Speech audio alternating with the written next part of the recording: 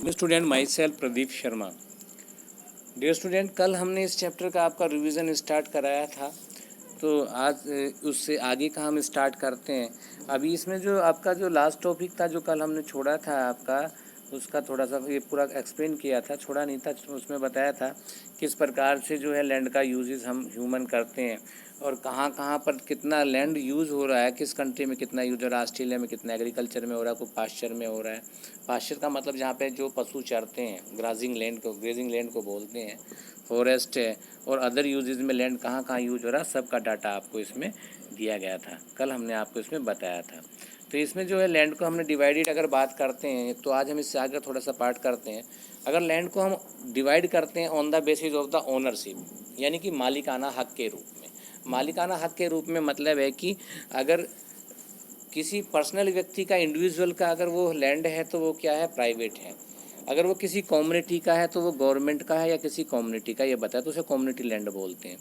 और ये जो लैंड आपके मोस्टली कहाँ यूज होते हैं, तो जो कॉमन पर्पज़ से यूज होते हैं, जैसे कहीं पे गेहूं के गोदाम है, यहाँ पे चारा इकट्ठा किया जा रहा है, फेस्टिवल्स जहाँ पे मनाए जाते हैं, या वीकली मार्केट जहाँ पे लगती हैं, तो कॉमन लैंड में आते हैं, वो कम्युनिटी लैंड्स में आ जाते हैं, तो उन्हें कॉमन प्रॉपर्टी रिसोर्सेज भी बोलते हैं। तो ये तो आपका ऑनर बेसिस पे हो गया। ठीक है, अभी ये बताया था कि बहुत सारी जो लैंड है जो गवर्नमेंट की है, जो उसमें क्या स्लम्स, कैसे जोगड़ झुप्पियाँ बनती हैं। मुंबई में बताया है आपको, धारावी एक ऐसी जगह है जहाँ पर सबसे ज़्यादा, एशिया की सबसे ज़्यादा जोगड़ झुप्पियाँ हैं, तो इसको आप नोट कर सकते हैं। अब यहाँ पर बात करते हैं conservation of land resources. Conservation का मतलब होता है कि सुरक्षित करना, संरक्षित करना। लैंड का जो भी रिसोर्सेज है उसको कैसे हम संरक्षित करेंगे, सुरक्षित रखेंगे, इसको थोड़ा सा आपको देखना है। अगर हम डीपली स्टडी में जाते हैं तो उसका, तो जो आदमी जो जैसे जैसे डिमांड कर रहा है, क्योंकि जैसे जैसे पॉपुलेशन बढ़ रही है और उसकी आवश्यकताएं बढ़ रही हैं, आवश्यकता बढ़ने के साथ साथ उसकी एक दो वर्ड आते हैं, उसको ध्यान कर लेना। एक आता है नीड और एक आता है ग्रीड। जैसे जैसे ग्रीड का मतलब होता है लालच। देखिए, डेवलपमेंट के साथ साथ में लालच भी बढ़ रहा है, तो ह्यूमन का वृद्धि होने के साथ साथ तो लैंड एक्वायर हो रहा है, एग्रीकल्चर लैंड घट रहा है। जो मेन यूज है, जो हमारे पास में पहले से ही लैंड कम है एज़ कम्पेयर टू वाटर, और जिसमें हम रह सकते हैं, वैसे उसका पार्ट वो तो बहुत ही कम पार्ट है, और उसको भी हम इस तरीके से एक्वायर कर रहे हैं। तो आप देख सकते हैं कि किस प्रकार से लैंड का जो हार्म हो रहा है, तो उसको कैसे सुरक्षित कर सकते हैं, इसके बारे में हम इसमें बात करेंगे। इसमें दिया गया है कि आपको एक एग्जांपल दिया है इसमें, अमेजन में रेन फॉरेस्ट का दिया गया है। घना जंगल होता है, ठीक है, सदाबहार वन होते हैं यहाँ पर। तो 40, अगर पिछले 40 साल का डाटा देखते हैं तो 20% अमेजन जंगल का भी आप देख सकते हैं कि वहाँ पर जो फॉरेस्ट वो समाप्त हो गया है, कट डाउन डाल दिया। आपको कहाँ यूज होगा, काटने के बाद कहाँ यूज़ हुआ, उन्होंने यूज़ कहाँ पे किया, ये देख सकते हैं।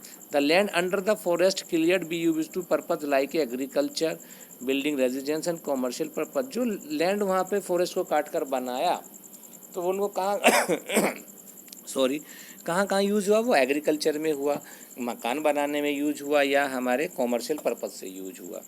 दिस प्रैक्टिस ऑफ डिफॉरेस्टेशन, अब जब पेड़ काटे गए तो उस प्रैक्टिस को क्या बोलते हैं, पहले भी आपने पढ़ा होगा, आप 8th क्लास तक आ गए हैं तो।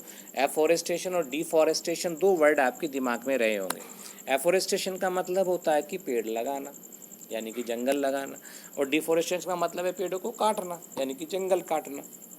तो आप ये सब जानते हैं कि पेड़ काटना कितना हार्मफुल है, क्योंकि आप जनरल वे में, अगर साइंस के वे में भी देखें तो ऑक्सीजन जो है हमें पेड़ों से ही मिलती है।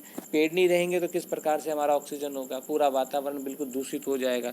तो आज की डेट में पूरा का पूरा संसार इसमें चिंतित है, और पेड़ों पर बहुत सारे कार्यक्रम भी चलाए जाते हैं, ये आप लोगों ने देखा होगा। तो हम अब दूसरी चीज़ क्या है, एक तो ये हो गया आपका हार्मफुल, दूसरा क्या होता है, जो किसान भी लैंड को डिग्रेड करते हैं। कैसे करते हैं भाई, ज़्यादा फसल लेने के चक्कर में हम जो पेस्टिसाइड मारते हैं, मेडिसिन्स मारते हैं, यानी कि केमिकल हम उसमें यूज़ करते हैं, तो जो हमारा लैंड है, जो उसका ऊपर जो लेयर है, जिसे सोइल बोलते हैं, जिसमें हम अपनी फसल पैदा करते हैं, पैदावार लेते हैं, वो ख़राब हो जाती है, उसकी गुणवत्ता, उसकी क्वालिटी ख़राब हो जाती है। तो हमें लिमिटेड वे में पेस्टिसाइड, इंसेक्टिसाइड्स या अदर केमिकल्स यूज़ करने चाहिए। तो आगे देखते हैं आपका, यहाँ पे आपको देखिएगा, natural process can be take more 500 to form 1 inch of the top soil. Natural process can take more than 500 years to form 1 inch. इसको नोट कर लें आप अपने दिमाग में। आपको पता है कि जो सोइल बनता है, सोइल का मतलब जो मिट्टी बनता है, मिट्टी जो बनता है वो कितने सालों में बनता है। अगर 1 इंच मिट्टी आपको टॉप सोइल बनानी है तो उसके लिए वो भी नेचुरल प्रोसीजर चाहिए। ह्यूमन का कोई प्रोसीजर नहीं है, ह्यूमन की कोई टेक्नोलॉजी इसमें काम नहीं करती है।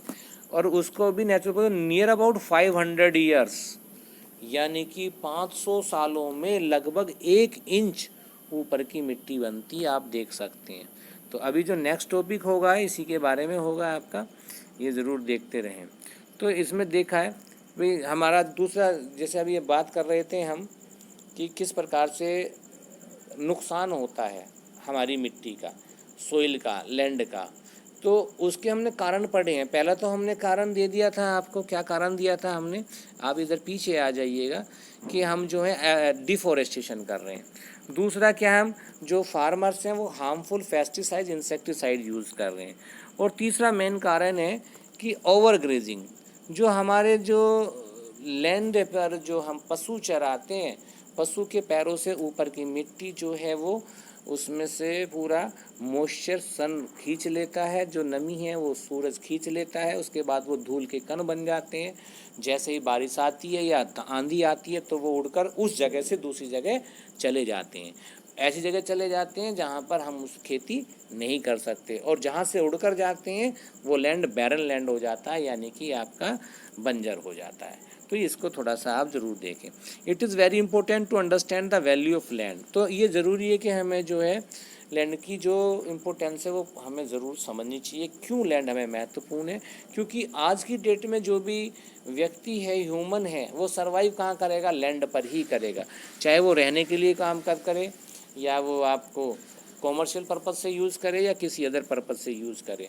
तो इसलिए इसमें एक वर्ड दिया गया है जुडिशली। जुडिशली का मतलब है कि हमें जो है एज जो रिसोर्सेज हैं वो हमें एज पर रिक्वायरमेंट करनी चाहिए, नॉट फॉर द ग्रीड। लालच के वश में नहीं करना चाहिए कि भाई ठीक है निकाले जाओ, आपका जो भी है वो समाप्त हो जाएगा। तो इसलिए जुडिशली यूज़ होना चाहिए, इसको आप देख लेंगे। इसी बात है, फार्मर्स को क्या करना चाहिए, पेस्टिसाइड्स जो इंसेक्टिसाइड्स है वो यूज़ करने चाहिए जो आपके लैंड को बहुत कम हार्म पहुँचाए। ठीक है, तो गवर्नमेंट इसको इनिशियली चेंज लेना चाहिए।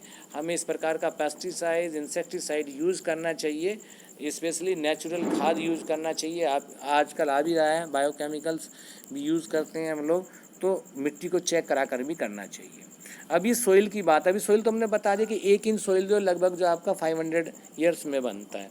अब सोइल क्या है, सोइल क्या है आपका, जो मोस्टली जनरल वे में आप देखें भाई अर्थ को 3 में बांटा गया है। भाई पहला आपका जो है अर्थ को क्रस्ट, फिर आपका मेंटल, और आपका क्या है फिर कोर। ये 3 पार्ट है अर्थ के।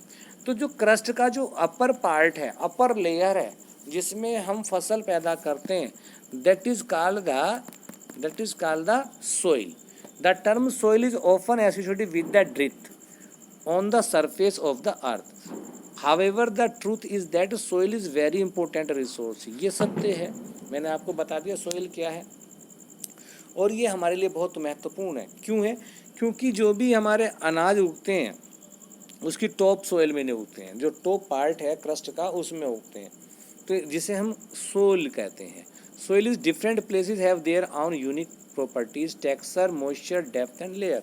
बिल्कुल सही बात है। अगर सोइल की बात करते हैं तो सोइल के जो अलग अलग प्रॉपर्टीज होती हैं वो किस पर डिपेंड करता है, आपका कलर पर डिपेंड करता है। किस पर करता है, वो आपका कलर पर डिपेंड करता है। उसका टेक्सचर, फिजिकल अपीयरेंस कैसा, मॉइस्चर है, उसमें नमी है या नहीं है, वाटर पार्टिकल्स हैं या नहीं है, और कितनी गहराई तक वो है, और उसमें कितनी लेयर्स है, इसी सभी प्रकार पर ये सोइल पर निर्भर करता है। और उसके कंटेंट के बेस पर ही उसके कलर बनते हैं। जैसे मैं बात बोलता हूँ रेड सोइल की बात कर रहा हूँ, तो रेड सोइल में क्या होगा, आपको उसमें आयरन कंटेंट ज़्यादा होगा। आयरन का मतलब लोहा। लोहा जब नमी से या ऑक्सीजन से क्रिया करता है तो ऑक्साइड बनाता है, और ऑक्साइड क्या होता है, जिसे हम बोल देते हैं जनरल भाषा में जंग लगना, तो वो क्या होता है, लाल रंग का होता है। तो वो मिट्टी क्या होती है, लाल रंग की होती है। तो इसी प्रकार से सोइल को हम उसके कलर के हिसाब से, उसके फिजिकल अपीयरेंस कैसी दिखती है, दूसरा क्या है उसका नमी है या कितनी गहराई तक है लेयर, तो हम सोइल के टाइप्स हमें हम बता सकते हैं। बहुत अच्छा विषय, 10th क्लास का विषय है आपका, 100% आता है 10th में। अच्छा, अब इसके सोइल के कंपोनेंट्स आप देख लीजिए, सोइल कैसे बनता है। इनऑर्गेनिक मटेरियल, ऑर्गेनिक मटेरियल कल हमने आपको बताया भी था इसमें, ठीक है, ऑर्गेनिक और इनऑर्गेनिक मटेरियल में, ठीक है। कार्बनिक होता है, क्या कार्बनिक होता है। कार्बनिक में क्या होता है, कार्बन होता है, और अकार्बनिक में कार्बन नहीं होता है। ये ध्यान करेंगे, जब आगे आप केमिस्ट्री पढ़ेंगे तो आपको इनऑर्गेनिक और ऑर्गेनिक के बारे में आपको पता चल जाएगा, ठीक है। तो इसमें देखिएगा, इसमें organic material and living organism that resist in the soil, और इसमें कुछ सूक्ष्म जीव भी होते हैं जो सोइल के अंदर विद्यमान होते हैं, क्योंकि ऐसा नहीं है कि जो भी सोइल के अंदर गया उसको डाइजेस्ट करने के लिए कुछ ना कुछ तो चाहिए, तो ये सारा सूक्ष्म जीव भी होते हैं। The inorganic material all the rocks, inorganic में मतलब जिसमें कार्बन ही नहीं होता है।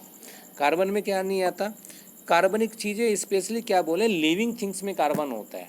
कहाँ होता है, लिविंग थिंग्स में कार्बन होता है। इनऑर्गेनिक में कार्बन नहीं होता है, वो नॉन लिविंग थिंग्स होती है मोस्टली। जनरल वे में आप इसको याद कर सकते हैं। तो इनऑर्गेनिक में आपका क्या आ गया, रॉक्स आ गया है, ब्रोकन डाउन स्मॉलर पीसीज है, the size of pieces were very so, pebbles, gravels, tiny particle. देखिए इनऑर्गेनिक मटेरियल में रॉक की बात कर रहे हैं, रॉक के छोटे टुकड़े, बड़े टुकड़े, बहुत टुकड़े, छोटे टुकड़े, तो इनके नाम दिए गए हैं। उससे सैंड भी निकलती है, क्ले भी है, तो इससे फिर सोइल बन जाती है। मैंने कहा एक नेचुरल प्रोसीजर 500 ईयर्स तक लेता है। और ऑर्गेनिक मटेरियल की बात करते हैं, ऑर्गेनिक मटेरियल में क्या होता है, जो जीवित चीज़ है पहले वो सड़ेगी, गलेगी, उसके बाद एक लंबा प्रोसीजर चलेगा जो डेड रिमेन्स हैं, चाहे हम प्लांट्स की बात करें, चाहे एनिमल्स की बात करें, चाहे ह्यूमन की बात करें। उसके बाद फिर वही नेचुरल प्रोसीजर होगा, उसके बाद जो फिर वो फॉर्म्ड होगी। तो दोनों प्रकार की आप इसमें देख सकते हैं कंपोनेंट्स क्या क्या है उसके करेक्ट फर्टाइल होने के लिए। तो अब जो हम factors for the soil formation, अब कौन से फैक्टर हैं जिससे कि सोइल फॉर्म होता है, सोइल मिट्टी कैसे बनती है, इसके बारे में हम थोड़ा सा करेंगे। तो यहाँ पे there are many factors which are responsible for the formation of soil. बहुत सारे फैक्टर हैं जिसके कारण सोइल बनती है। उसमें सबसे पहले आप देखेंगे, सबसे पहले बोलते हैं nature of the parents rock. Nature of the parents rock, सबसे पेरेंट्स रॉक का मतलब क्या होता है, जिस रॉक को टूट टूट कर वो बनती है। बस रॉक है, धूप निकली, बारिश आई, जो रॉक है वो चटक गई, तो उससे कुछ बड़े पत्थर टूटे, कुछ छोटे, फिर उससे छोटे, वे टूट टूट कर जो हैं फिर वो एक महीन हो गए। और वो जब बारिश हुई पहाड़ों से तो वो बह कर के पानी के साथ समतल पर आ गए। समतल का मतलब जहाँ पे जो ऊंचा नीचा कम हो, ठीक है, वहाँ पर आ गए, वहाँ पे जम जाते हैं। फिर हज़ारों सालों के बाद जो एक नेचुरल प्रोसेस के तहत जो वो सिल्ट में तब्दील हो जाते हैं या फिर वो मिट्टी बन जाती है। तो बहुत सारा सिस्टम है इसमें, ये आप देख सकते हो। तो इसमें सबसे पहले डिपेंड करता है nature of the parental rock, जिस रॉक को टूटकर बनती है मिट्टी, तो उसको पेरेंटल रॉक बोलते हैं। Parental rock breaks down into the small pieces rocks and minerals by a process known as the weathering. अब मैंने कहा था कि धूप निकली, बारिश हुई, तो इससे क्या पत्थर चटक गया रॉक्स का, तो वो छोटे छोटे टुकड़ों में टूट गया। तो इस प्रोसीजर को क्या बोलते हैं, वेदरिंग बोलते हैं। क्या बोलते हैं, weathering. The colour, texture, properties and minerals content of the parental rocks determine the quality of the soil. बिल्कुल सही बात है।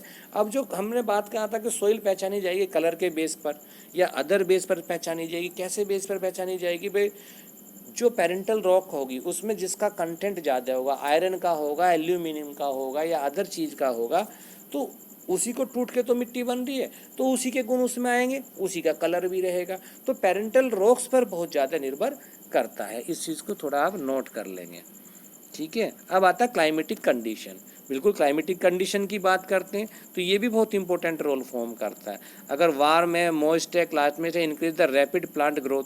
जहाँ देखिए, जहाँ पे थोड़ा गर्म है, नमी वाला है, ठीक है, क्लाइमेट क्या, जहाँ गर्म और नमी वाला जो होगा मौसम, वहाँ पर क्या होगा, प्लांट जल्दी ग्रो करेगा, उसका जो ग्रोथ जल्दी होगा। In warm climate organic matter also decomposes faster. अगर वार्म क्लाइमेट में जो ऑर्गेनिक है, जो आपका जीवित जो भी मैटर है, कोई भी प्लांट्स है, कुछ भी है, वो जल्दी आपका डिकम्पोज होगा, यानी कि पूरा टूट जाएगा छोटे छोटे पार्ट में। Notice that fruit kept outside decompose faster. आप कभी एग्जाम्पल के तौर पर देखिएगा, फल को बाहर रखिएगा गर्मी में, तो वो जल्दी से आपका ख़राब हो जाएगा, सड़ जाएगा, गल जाएगा, आप देख सकते हैं। और जबकि जो है आप देख सकते हैं यहाँ पे, then the cold season, cold season में देखिएगा वो फ्रूट काफ़ी दिन तक रखा रहेगा। तो ग्रोथ के लिए आपको वार्म और मोस्ट क्लाइमेट आपको बहुत चाहिए।